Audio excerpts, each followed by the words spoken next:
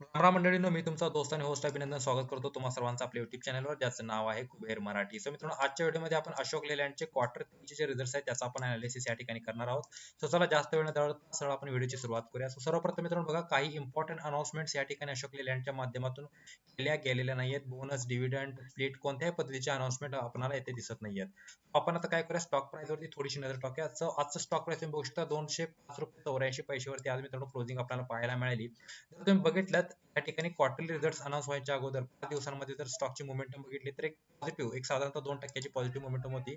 एका महिन्यामध्ये 10% positive moment आणि ह्या ठिकाणी रिझल्ट लागल्यानंतर मात्र एक शार्प फॉल आपल्याला या ठिकाणी दुपारच्या सेशन नंतर या ठिकाणी पाहायला मिळालेला आहे. ओके, चला आता आपण बघूया की क्वार्टरली रिझल्ट्स या ठिकाणी कसे लागलेले आहेत. ओके, व्हॅल्युएशन तर मित्रांनो स्टॉकचे ठीकठाक आहेत, काही जास्त मला ओव्हर व्हॅल्यूड हा स्टॉक वाटत नाहीये. 14,830 करोडचे मित्रांनो या ठिकाणी काय झाले, कंपनीची सेल्स झालेली आहे. 12,577 करोड मागील क्वार्टर मध्ये होती. डिसेंबर 2024 मध्ये 11,995 करोडची सेल्स होते. क्वार्टर ऑन क्वार्टर आणि इयर ऑन इयर बेसिस वरती बघितलं तर सेल्स मध्ये आपल्याला ग्रोथच येते कुठे ना कुठे पाहायला मिळते. 12,008 करोड रुपयांचा मित्रांनो या ठिकाणी एक्सपेन्सेस होता आणि 2,822 करोडचे ऑपरेटिंग प्रॉफिट्स आपल्याला या ठिकाणी पाहायला मिळत आहेत.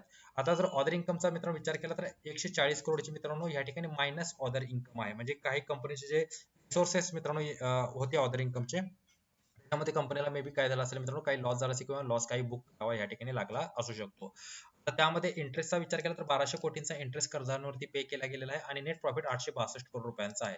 मागील क्वार्टरमध्ये 820 करोड होता आणि डिसेंबर 2024 मध्ये 820 करोडच्या आसपासच होता. Okay, so quarter on quarter आणि इयर ऑन इयर या ठिकाणी प्रॉफिटमध्ये चांगली ग्रोथ आपल्याला कुठे ना कुठे पाहायला मिळालेली आहे. ईपीएसचा जर विचार केला मित्रांनो, ईपीएस जर बघितलं तर मागील क्वार्टरपेक्षा ईपीएस मध्ये सुद्धा आपल्याला वृद्धी कुठे ना कुठे पाहायला मिळालेली आहे. सो एकंदरीत रिझल्ट मित्रांनो काही निगेटिव्ह नव्हते, एक पॉझिटिव्ह रिझल्ट होते, पण तरी सुद्धा या ठिकाणी काय झालं मित्रांनो, रिझल्ट लागल्यानंतर या ठिकाणी एक मोमेंटम आपल्याला जे आहे ते निगेटिव्ह आहे ते स्टॉक मध्ये पाहायला मिळालं. तर त्याच्या मागचं कारण काय होतं, कारण 5 दिवस मित्रांनो ऑलरेडी स्टॉक या ठिकाणी ऑलरेडी 6% जास्त या ठिकाणी चाललेला होता. तो हे आल्यानंतर म्हणजे रिझल्ट आल्यानंतर ऑलरेडी काय झालं मित्रांनो, ह्याच्यामध्ये प्रॉफिट बुकिंग आपल्याला कुठे ना कुठे होताना दिसते. आशा करतो हा व्हिडिओ तुम्हाला आवडला असेल. व्हिडिओ आवडला असेल तर व्हिडिओला लाईक करा, शेअर करा, चॅनलला सबस्क्राईब करा. भेटतो पुढील व्हिडिओमध्ये. तोपर्यंत good bye, take care and good time. Thank you very much all of you.